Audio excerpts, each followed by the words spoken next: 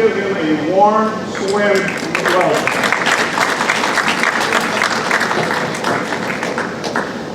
Can you guys hear? Yeah, you can hear me. Okay. Unfortunately, I am not retired yet. I wish. 20 years here in this district, this area, and over, I had almost 3 years in San Jose, almost 4 years in, 3 years in Manteca, up by Stockton, and then I had 9 years in what is Aurora, Illinois, near southwest of the Chicago area. Where actually I'm from Chicago, so it makes sense. That's where I got my first job. I'm a social studies teacher by trade, and I worked with Scott Johnson, who was here a couple of weeks ago, did the presentation on the plants and everything. And I think if you ask people about me, if they work with me, they say, yeah, he's the Kennedy, assassination and all that stuff. And growing up, I remember reading in the history book, Lee Harvey Oswald shot Kennedy. Okay, never gave it much thought. And then I was in college, and in 1985, it was in the summer session. It was quite a wild session. Sorry, I'm going to keep this clean. But anyways, so this roommate of mine in this roach-infested house was saying, he had the book called Best Evidence, written by David Lifton. It was a national bestseller in 1981 for like 9 weeks on the New York Times bestseller list. And he's telling me about the head snap and the Zapruder film and the grassy knoll assassin. I'm like, what are you talking about? And so he showed me some pictures. I just forgot about it. And then about 1990, mind you, Oliver Stone's film came out in 1993, December. In 1990, a student came up to me, and I forgot the book. I'm sorry, I meant to bring the book. And she handed me Best Evidence. And she said, have you read this book? I said, no. And she said, well, I'm going to see the author, David Lifton, in Chicago tonight, and I'll get a picture with him and stuff. And she showed me the picture. And I said, I'm going to read that book. I never gave it much thought. Oswald shot him, and the story, no conspiracy. So I read the book, and I was just like blown away by this guy. And you mentioned this, there's conspiracy, there's literally hundreds, if not thousands of books. Lee Oswald did it, Jackie did it, UFOs did it. It's crazy, the butcher did it, or the baker, candlestick maker, it's crazy. And it actually kind of dilutes what, the fact that this happened, this event happened. And so, anyways, I read the book, and I was just blown away. And at that point, I'm kind of a manic person, I admit it to you. And when I get something interesting, I really focus on it. And that's part of my ADD, I guess. But I read every book I could get my hands on that my wife would allow me to buy, because they were coming out right around 1993. Every month there was another book. And I read, Oswald did it, everybody did it, the military, FBI, whatever, and then somewhere in between. I always remember about 1990, it was after I came across Best Evidence. I went to my grandfather, and Grandpa Hoffman was born in 1909, civil engineer, Army Corps of Engineers. He worked on the Hoover Dam, helped design the launch pad for the lunar mission. Very respectable guy. At one time, he was in charge of the Army Corps of Engineers Great Lakes region. I didn't even know this. How that generation, they don't talk about stuff like that. He was in World War II. He helped build the Alaskan Canadian Highway. Literally was there building it, designing it. And I remember I sat down with him, and he had a pipe. He was in his chair. And he's, I'm like, Grandpa, do you believe that Kennedy was killed by a conspiracy? Oh, no, that's ridiculous. No, I don't believe that. So I never brought it up with him again. He was assassinated in Dallas, Texas, in Dealey Plaza. That man was talking to me about it. Friday, November 22nd. That's Dealey Plaza. And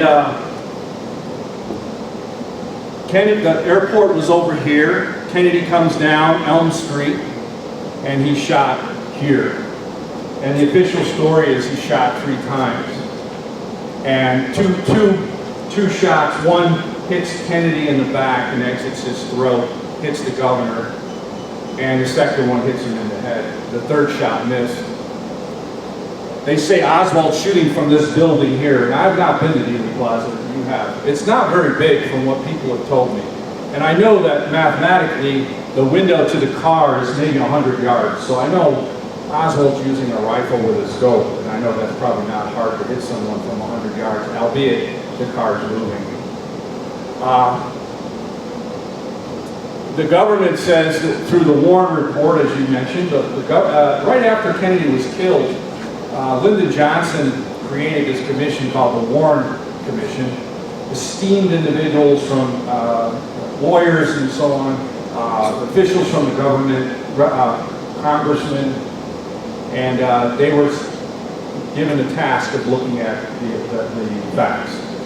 And of course, in September the following year, '64, they announced, yeah, it was Lee Harvey Oswald shot Kennedy. No, there was no conspiracy. Why was there even a question of conspiracy? There are a couple of things, and I can only share with you some of those things. Why would Johnson feel compelled to create this agency or this commission if it was an open and shut case? And that's the question. Anyways, the conspiracy people like me, you had all these witnesses here, and again, I can see you're reading a book by what's his name? O'Reilly. Yeah, O'Reilly, and I've read Killing Lincoln. I've not read that one, but I already know his thesis, which is pretty much, if I'm not mistaken, not to put you on the spot, but he's an example. He believes Oswald did it, I believe. Yes. Pretty much, yeah. So, anyways, here's the grassy knoll right here. And when you look at the Zapruder film and you see Kennedy's head going back and his body going back and to the left, it's a natural, logical conclusion to say, well, is he getting hit from the front as opposed to Oswald shooting from the rear? Because you would assume if he got shot from the rear, he would be going forward. Also, his, not to get, I don't mean to be disgusting or graphic, but if you watch the Zapruder film, President Kennedy's blood and brain matter exits his head. And it goes to the back of him, not to the front. Anyways, there is I believe there was probably a shooter here, but we'll talk about that. Abraham Zapruder was over here standing on like a 4-foot pedestal, and the street goes down like this, and he was just filming. And that's the basis for the Zapruder film that we have today. So, any questions at this point? Anybody? Yes, sir. What would the Warren Commission say about the fact that he went back rather than forward? What is their explanation? It's just the way it is, pretty much. In other words, it just happened that way. And that there were scientists that tried to prove that, like if you came up to me, it's Newton's third law. If you come up to me and I push you, you're not going to fall into me. You're going to fall away from me. Action, reaction, his third law. And Lifton, as I said, Lifton said, when I saw that, his head going back, I knew he had been shot from the front. A bullet, when it hits you, and I've never been shot, maybe some of you have, I don't know. But when you get hit, that's a force, especially if it's hitting bone, which supposedly hit President Kennedy here, if you follow the conspiracy point of view. It's action, reaction, and if Oswald was shooting from the rear, 100 yards behind him, you would expect if he got hit in the back, he would have gone forward, based on Newton's third law of action, reaction. Yeah, I'm going to get to that, so I guess let me move forward. I'm sorry. What about the entrance and exit wounds? I'm going to get into that because that's significant. you know, one of the things you got to consider is eyewitness testimony, and it's very, very unreliable. And I'm not a lawyer. Any lawyers in here? All right, well, eyewitness testimony, like I said, I could say, oh, I saw a blue Buick, and you said, I saw a blue Chevy, and now someone said, I saw a purple Ford. We all saw something, but it's different. Eyewitness testimony is very unreliable, but when you have a lot of people saying they saw certain things, then you can kind of draw conclusions. And so, I'm going to get into, when he was shot here, he was brought to Parkland Hospital. And let me go back up here. He was brought to Parkland Hospital. He was shot at 12:30. By 1 o'clock, they were pronouncing him dead. I mean, how could you survive a head wound like that? And if you read that first paragraph, JFK's rushed to the hospital. His press secretary, Malcolm Kilden, came out, and you can Google this, and he says, yeah, he was shot in the head like this. His body is then, you've probably seen the pictures, maybe you're watching it on TV, I don't know, where they're carrying the coffin up onto Air Force One, and I don't know if you guys saw that live, but either way, you can Google it, you can see the coffin going up, and his body was flown to Bethesda for an autopsy. And what's interesting, and this is best evidence, his thesis, David Lifton's thesis, is what happened in Dallas doesn't match what happened in Bethesda. The doctors see different things in Dallas versus Bethesda. And we'll get into that. I said to you earlier, there were 3 shots. The Warren report says there's 3 shots. The first one hit Kennedy in the back, and it went through his throat, and it entered Connolly's body, and essentially it entered Connolly's back shoulder, back here, exited under his right nipple, entered his right wrist, exited his right wrist, lodged in his left knee. And this is the bullet that they said struck Kennedy and Connolly, CE, Commission Exhibit 399. Again, anyone here used to firearms, used guns? Anybody? So, I'm not a firearm expert. They did, well, a couple of things. One, the bullet had no brain matter, no blood on it, nothing. It was clean. It was pretty much, this is what they call the magic bullet, by the idea that it caused wounds in Kennedy and it caused wounds in Connolly. Generally speaking, and only someone that would have firearm experience would know, I mean, if a bullet's going at supersonic speed, it's going to hit something like bone, it's probably going to crunch up a little bit or get dented or something. And if you take a look at that bullet, which I just showed you, it's pretty clean. Not a lot of damage. So here's how the magic bullet basically worked. And, you know, the Warren Commission believes this is what happened, that the bullet entered Kennedy, exited his throat, because when you look at the Zapruder film, you can see Kennedy grabbing at his throat. Enters Connolly, enters his back, exits his chest, enters his right wrist, ends up in his left thigh. How did they get the bullet? It wasn't in Connolly. It fell out, is what the Warren report said. It fell out of his left thigh onto a stretcher, and one of the orderlies found it in the hospital, laying on a stretcher. That's the official story.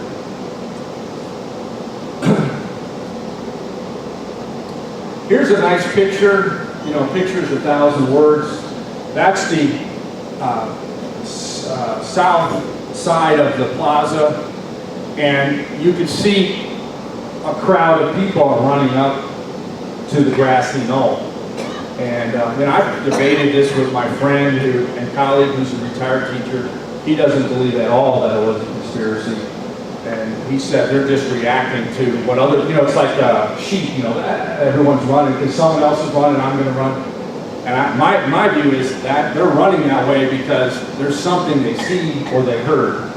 And so up behind this picture would be the grassy knoll. And there were several witnesses that saw someone, saw smoke, and I'll get into some of those witnesses a little bit later.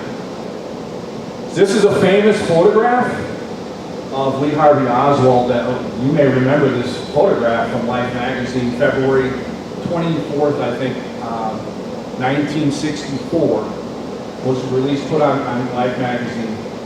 And in it, you could see Oswald holding the rifle. It was I didn't point this out, he had a bolt-action rifle.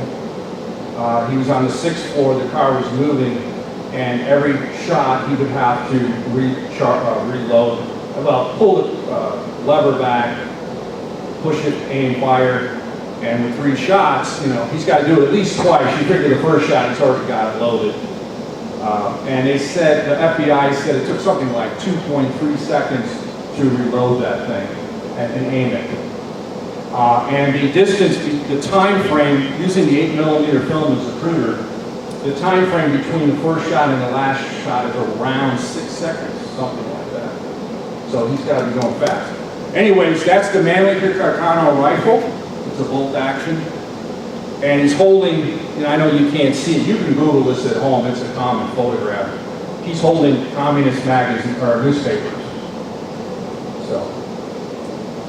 Question. Yes. How do we know that that rifle was the one that he allegedly shot with? How do you know they're the same? The Warren, if you believe the Warren Commission, that is the rifle. If you don't believe them, and you look at people like Lieutenant Dave and Roger Craig, who went up, who was a sheriff's deputy, who went up and into the 6th floor and said they found a Mauser, and I know you would know what that is, probably, sir. I don't really know, but I know Mauser is not a Mannlicher Carcano, and in fact, Roger Craig, and you can Google him, Roger Craig, said, I know, he was a hunter, he knew what a Mauser was, a German-made rifle. The Italian-made rifle is this one here, a different type of rifle. In fact, the Mauser, I think, was a semi-automatic. This was bolt action. Anyways, to answer your question, it's who you believe. If you believe the Warren report, then that's the rifle, because they support this picture. Now, here's my point. It's just a picture.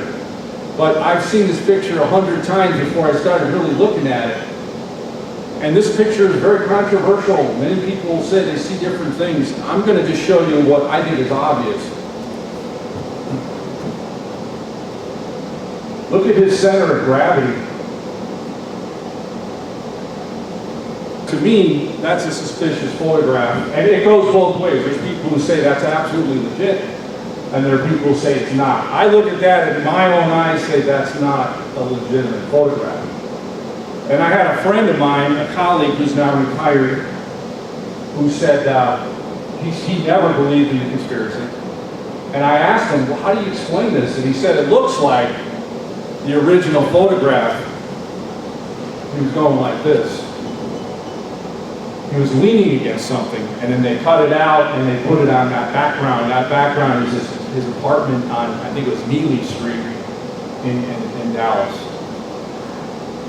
This photograph came out only 3 months after the assassination, and many people say, oh my God, that guilty SOB, he did it, you know. But I look at that photograph and I question it.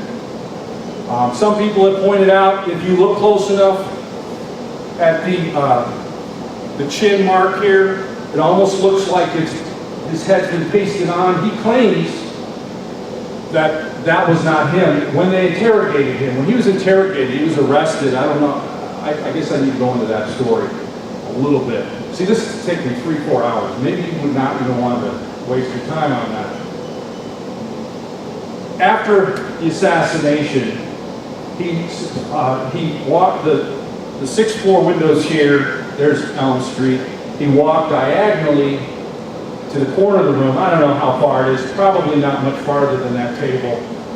Hid the rifle under some heavy boxes, and then supposedly went down the elevator to the 2nd floor, where a guy named, it was Marion Baker, he's a motorcycle cop. If you watch the Zapruder film, you'll see there's motorcycle cops on either side of Kennedy. And he was rounding Houston to Elm, he looked up, he heard, or he saw pigeons flying off of the Texas Book Depository building, where Oswald was allegedly fired from. And he knew, he was a hunter, there's something up there. Someone's shooting, it's too scared of birds. He ditched his motorcycle, ran in, and if you watch JFK, he's the cop that has the gun and goes up to Truly, the building manager, and says, take me up to the top floor. When they got to the second floor, Baker said there was a lunchroom door like that with a window. He said he saw it moving, he stopped, he went in, Oswald was in there. And he said he stuck the gun in Oswald's chest and said, who is this guy? And Truly said, he works here, he's with us. Something like that, he's okay. They continued up to the sixth floor. Baker was asked, what did he look like? He would have come down minutes before, if that. After shooting the president, did he look nervous? Was he sweating? He said he looked totally calm. So, that's an issue, if Oswald's shooting and Baker, meets him at the second floor, Baker was asked, how long did it take you? 2-3 minutes? He said, no, maybe 90 seconds, if that. So if that's true, Oswald would have had to shoot the president, ditch the rifle, go down the elevator, down the stairs, and get to the second floor, and then, just be relaxed as Baker comes in. What does Oswald do? They say, the Warren Commission says he left, got on a bus, maybe a block away to the east. The bus came back towards Dealey Plaza, got stuck in traffic. He got out, took a cab to his rooming house, which was on I think it was the Oak Cliff area of Dallas, which I think is the northwest side, I'm not sure exactly, a few miles away. And he got out, he went in his room, his landlady, I forget her name, said something like, the president's been shot or something when he walked in, and he just mumbled something, she said, went in, apparently grabbed a gun, his revolver, and he left. At that point, he walked a couple of miles where, if you know the case, Officer J.D. Tippit was gunned down, and they blamed Oswald for shooting Officer Tippit. And at that point, he was apparently scared, and he went to a theater, and he snuck in, and a guy named Johnny Brewer was working a shoe store. He heard the cops, the sirens. He saw Oswald kind of hiding in the doorways, and he said, something's not right with this guy. He saw him sneak in, he went, and they called the police, and that's when they arrested Oswald. Today, if you go to that Texas theater, Oliver Stone saved it from demolition. They painted the chair black, I think, so you can sit in the chair that Oswald was sitting in when he was arrested. I don't know if you'd want to do that, probably bad karma or something. But anyways, so he was brought down, he was questioned for 2 days. No notes were taken, they didn't record anything. And so anything that we know is just a cop saying, well, I heard him say this. And going back to the photograph, Oswald allegedly said, that's not me, that's my face, but that's not me. I could have been lying, I don't know. But anyways, and then Sunday morning, some of you may remember, he was being transferred from the city to the county jail, and Jack Ruby stepped out of the crowd and gunned him down, Oswald, right on live television. Did any of you see that? Not to get off the subject, but I asked my mom, we talked a lot. My dad's like, no, I believe it was Oswald, I don't even want to talk about it. My mom's different, And I said, Mom, when did you know something wasn't right? And she said, when they killed Oswald, I knew that was fishy to her. Just too fishy. All those cops standing around, and this mobster guy gets in and guns him down. So, the wounds. I think you brought up the wounds, with gunshot wounds. Correct me if I'm wrong, because I'm not an expert in gunshot wounds or rifles or guns in general. I've fired one once in my life. When you get shot, that bullet's going at 1,000 feet per second, and it hits you, you're generally going to have a small entrance wound. And then it gets into your body, it starts to tumble, it's been thrown off its trajectory, maybe tumbling like this, and your exit wound's always going to be bigger than your entrance wound. That's just kind of the way it is. So you can look at a body and go, oh, he was shot from this side because this is a smaller hole. Does that make sense what I'm saying to you? That's basically how it works. This is interesting. Jackie Kennedy was questioned by the Warren Commission, excuse me. And the way they did it is there were 27 volumes of information they threw in there. There was no appendix. You couldn't go, okay, Oswald and Marina, page 720. They didn't do that. You had to hunt for it. And then they published what became known as the Warren Report. That's that thick book, 500 pages long. It's like a synopsis of their evidence. This is Jackie's words. It's not in the Warren Report that the average person would read. This is in the Warren Commission, 27 volumes somewhere in there. And I found this interesting because if you watch this Zapruder film, Jack Kennedy, first when he comes from behind the road sign, he's grabbing his throat, he's leaning over, she's like, what's wrong or something like that. He gets hit, his body goes back, brain matter, blood in this direction, the grassy knoll's over there, Oswald's over here. She gets up, I don't know how she did this, crawls out onto the hood of the car, grabs something, gets back in the car, cradles her husband until they get to the hospital, and they apparently had to pry her away from him. She would not let go. That was the Trump. I'm sorry, the Trump. Yeah, you're right. I'm sorry. Not the front of the car, the back of the car. Thank you. I said that wrong. So she climbed out onto the back. This is her words. She said, I was trying to hold his hair on. From the front, there was nothing. I suppose there must have been. But from the back, you could see, you were trying to hold his hair on and his skull on. So what is she saying? What kind of a wound did he have? Where was the wound, according to her? She was there. I mean, I don't think anyone would question what she's saying. Where was the wound? Was it in the front of his head or the back of his head? She was trying to hold the back of his head together. Based on the science of gunshot wounds, he was shot in the front and he had a big hole in the back.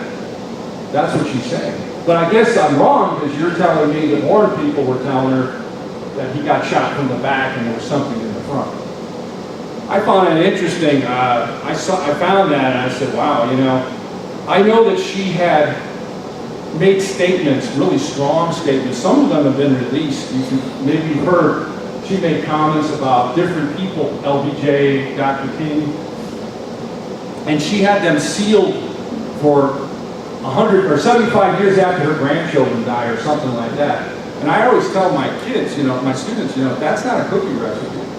Those are pretty strong statements, That's why she wants to keep them under wraps. Her daughter Caroline's released some of them. Some of them are kind of, what's the word, prickly. I mean, some of the comments she's made about certain people.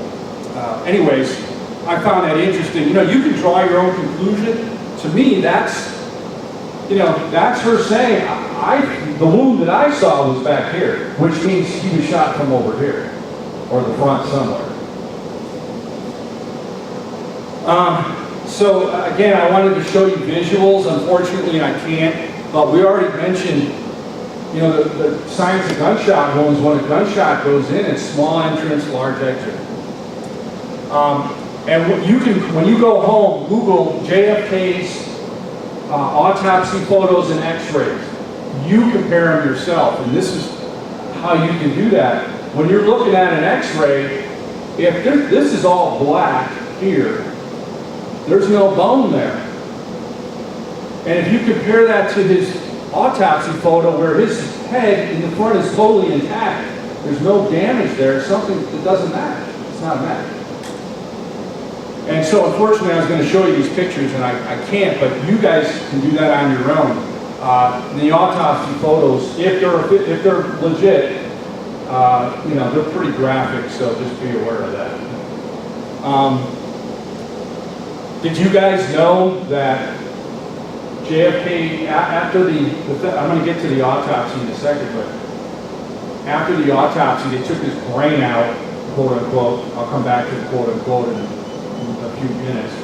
Put it in formalin, it's chemical, which preserves the tissue.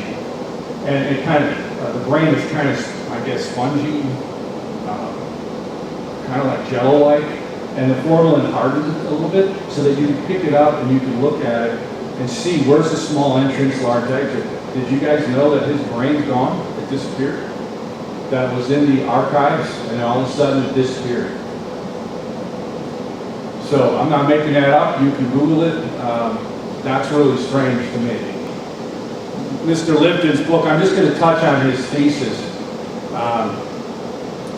He wrote this book. He was a student at UCLA, and he had no desire to be a writer. He was an engineer from Cornell. He had a master's from Cornell. He could have gone to MIT, he said, but he saw how much fear the kids had when he went on a visit. He said, I want to have a life like that, where I'm constantly worried about passing the test. And he's probably the smartest man I've ever met, but he knew he had to have some fun. But he got his physics degree, and then he got a job in Whittier, I think it is, working for NASA. And he was at a friend's house, and he saw a magazine about the Kennedy assassination, and it kind of interested him, and he started looking into it. And one of his professors at UCLA was a guy named Wesley Liebler, who was on the Warren Commission. He was one of the Warren Commission lawyers that was hired to look into this. And he said they had a very healthy, argumentative relation. Of course, Lifton believed it was probably a conspiracy. And Liebler said, no, it's Oswald. We researched it. And Liebler was legit. He was an honest man. And he said to Lifton, he said, unless you find really hard evidence that that body was doctored or something, Oswald killed him. And he said one day he was looking in a magazine, it was a magazine article about a book, I think it's Jeffrey Epstein's Inquest is the book, Inquest, Epstein. In there, it had a description of an FBI report that basically said 2 FBI agents were at the Bethesda, Maryland autopsy, and he later interviewed them, and they said, we wrote down what we heard. And then they said there was surgery of the head area, namely at the top of the skull, and that's word for word. Surgery of the head area, namely at the top of the skull. He said, that's what I need. He went back to Liebler and said, there you go. And he looked at it and he said, I've never seen this. And he literally called, I don't know who it was, somebody in the U.S. government, and he wrote a memo, and in Lifton's book is the memo.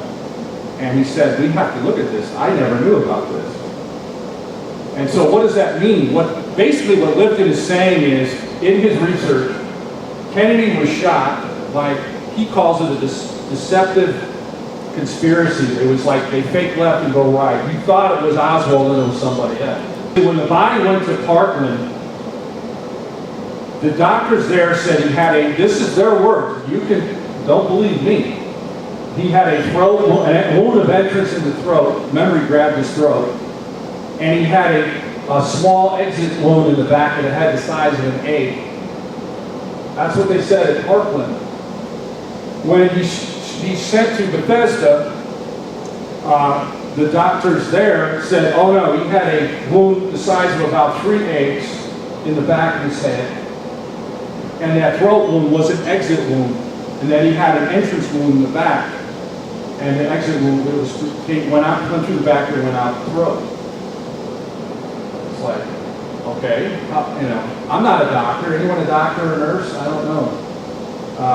That seems strange to me that they would get those, 1 egg versus 3 eggs. To me, that's a lot. That's a huge. Can you imagine building a house like that? You're off by, 3 times. Okay, so Lifton, once he got that little FBI report, the O'Neill-Siebert report that said there was surgery of the head area, namely at the top of the skull, he went back and he started interviewing all these people. And so, and you can Google David Lifton, and again, if you let this man know, I'll send you this document, and all the links are live. You can go to YouTube and you can Google David Lifton best evidence video, and it's up there. He interviews these people. So he went to the guy named Aubrey Wright, number one, who handled the body in Dallas after the Kennedy was pronounced dead. O'Neill Funeral Home came in. Aubrey Wright was there. They took Kennedy. They cleaned him up at the funeral home, washed him down, and stuff, put him in this beautiful, I think it was a $10,000 casket. You could see the casket when it's going off the plane. You can Google that picture. And he asked him, well, what did you do with the body? He said, well, I just put a plastic liner inside this beautiful coffin. I didn't want the blood to destroy the beauty of this casket. And he said, that was it. I closed the lid. That was it. Well, at the other end, at Bethesda, he interviewed people that were there. The first guy he interviewed was a guy named Dennis David, who was called Chief of the Day. This is a Navy hospital, because Kennedy was in the Navy, and that's why they brought him there. And David was asked, well, what was your job? And he said, well, we had to offload the casket. And he said, well, what, okay, tell me what happened. He said, well, there were two coffins. He said, there were two different ambulances that came in. One was gray, one was black. Again, you can Google this, David Lifton, Best Evidence video, listen to this. It's only 40 minutes long. It's just amazing. And he asked, well, which coffin contained the body of the president? Albeit the guy, Dennis David, did not open the coffin and go, yeah, that's Kennedy. But he said the first one came in, that was the one that was Kennedy. That's what he was told. What's interesting, though, is you guys have seen Jackie probably getting off the plane. She's grief-stricken, the blood on her dress. And she has the coffin. She did not arrive at Bethesda for 20 minutes or something after Dennis David said they offloaded Kennedy's coffin. So what that means, what Lifton is saying is, Jackie's walking around with this coffin and there's no one in it. Kennedy's body's been removed. Why would they do that? Why, if that's even true, why? Paul O'Connor said he was there, and the coffin was brought in, and he was asked, well, what did it look like? He said it was a metal shipping casket. The same kind you ship bodies in from Vietnam. And Lifton, you can see it in the video, he goes, wait, it did look like this, and he shows them the ornate coffin. He said, no, it was a metal shipping casket. And we opened it up, and the president was in a body bag. And he went back and he asked Aubrey Wright, did you put Kennedy in a body bag? He said, no, I just placed that plastic mattress liner to protect the inside of the coffin. That was all I did. Yes, Do you think that instead of a conspiracy that might have been as a protection so someone didn't target? it could be. It could be. That was brought up. If you listen to the interview with Dennis David, he said he was told this was a security measure. Right. Yeah. So then Paul O'Connor was asked, okay, well, what did you see? Well, we opened, the metal shipping casket was brought in, he was in a body bag. We pulled him out, he was naked, and he had a towel wrapped around his head. And he said, we removed the towel and pieces of his skull fell off. And again, Lifton went back to Aubrey Wright and he said, that's not the state of the body when it left me. And then O'Connor was asked, and this is the key, I mentioned the brain is missing.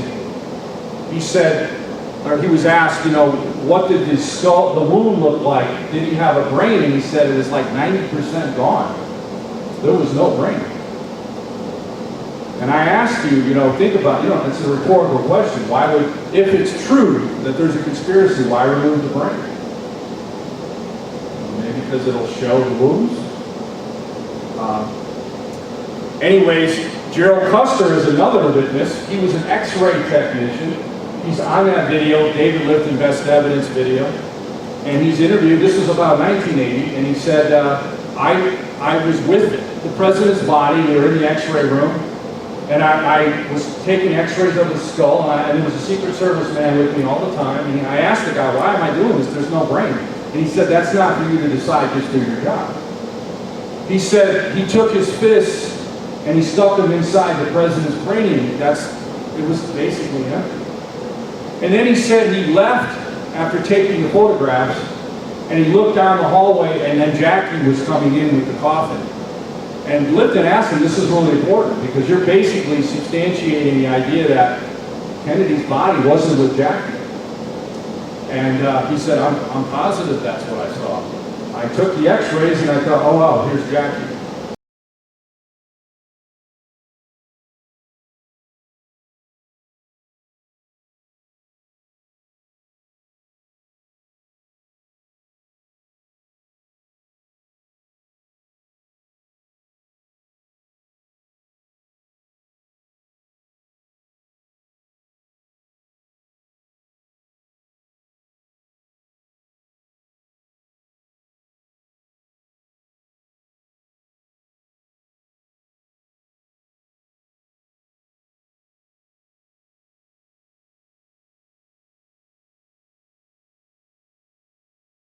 Jim, Yes, sir. my history isn't that great, but other presidents like Lincoln, I know why he was shot. My point is, I don't know why Kennedy was shot. Excellent question. And that really, if you watch the movie, which you might be saying, what? You know, it's a Hollywood movie. I read the script. I've seen the movie many times. Even though Stone is a question, you know, he's a radical director. You know, I read the script, and he used facts based on what we know to create that movie. Some of it is fiction. But like when he's up in the sniper's nest and stuff, you see those scenes, that's based on fact. Vietnam War that's what I think. And I was going to get into some of the other stuff here, the conspiracy stuff. But I'm going to just jump to these three things here. When President Kennedy, you guys may remember, and I got about 2 minutes, I guess. In April '61, the Bay of Pigs was a total disaster.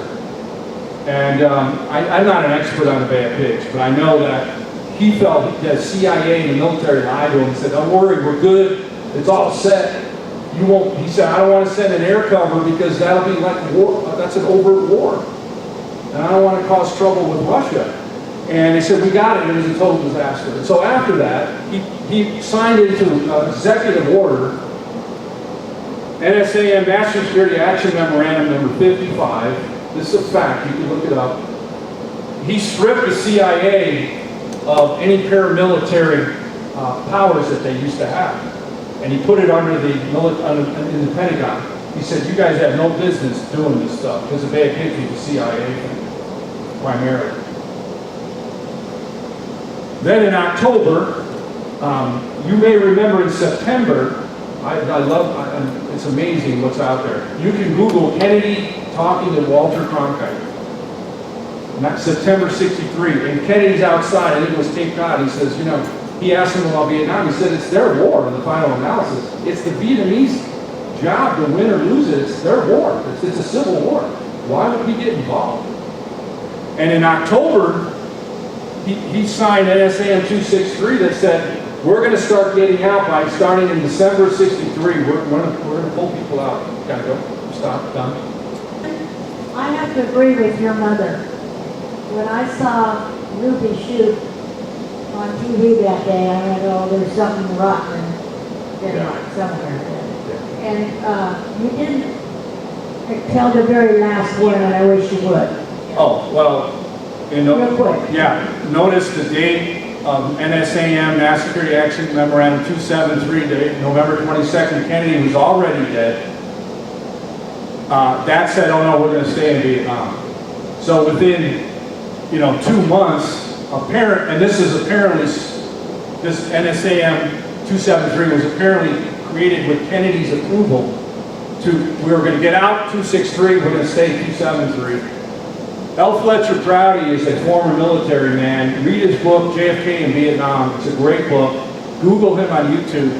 He found evidence that document was actually created before Kennedy died by McGeorge Bundy, his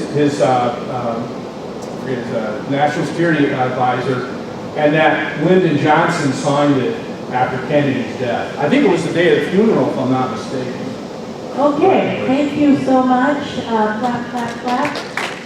Oh, wait.